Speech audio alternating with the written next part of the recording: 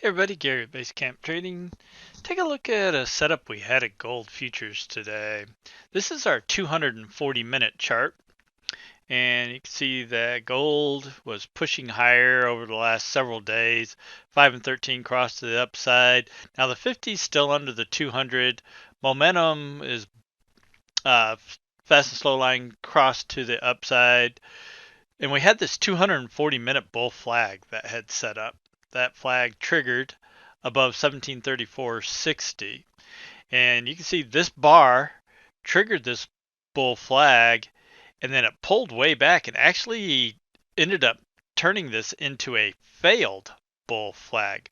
Once we broke underneath 1728.60, that made this a failed bull flag, and gold made this big push up and then left this long topping tail, and the entire body of this bar has all been selling. Now it's catching a little bounce here right now, but it actually broke under the low of our setup bar, making this a failed bull flag. Often failed bullish turns bearish, so we'll see. Fast and slow line trying to cross to the downside on momentum as well. That failed flag gave us a Renko setup. This is where we actually broke above the um, or this is where the 240-minute chart triggered. We had a little double top here because gold had been kind of chopping, and you see it was pretty sideways, and the bull flag would trigger above this little double top right here, which was 34.60, would trigger that bull flag.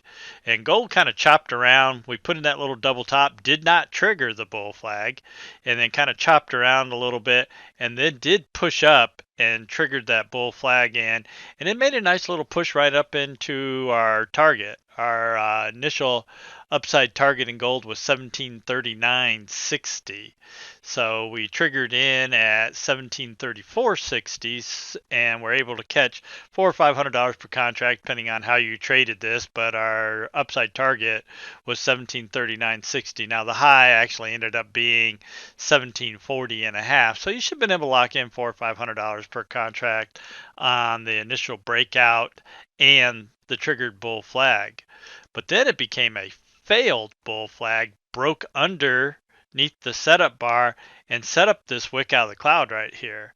And we were able to take a nice trade to the downside off of this wick out of the cloud. That triggered in under 1731.50, and we were able to grab another $400 or $500 per contract back the other way off of the failed bull flag on the 240-minute chart.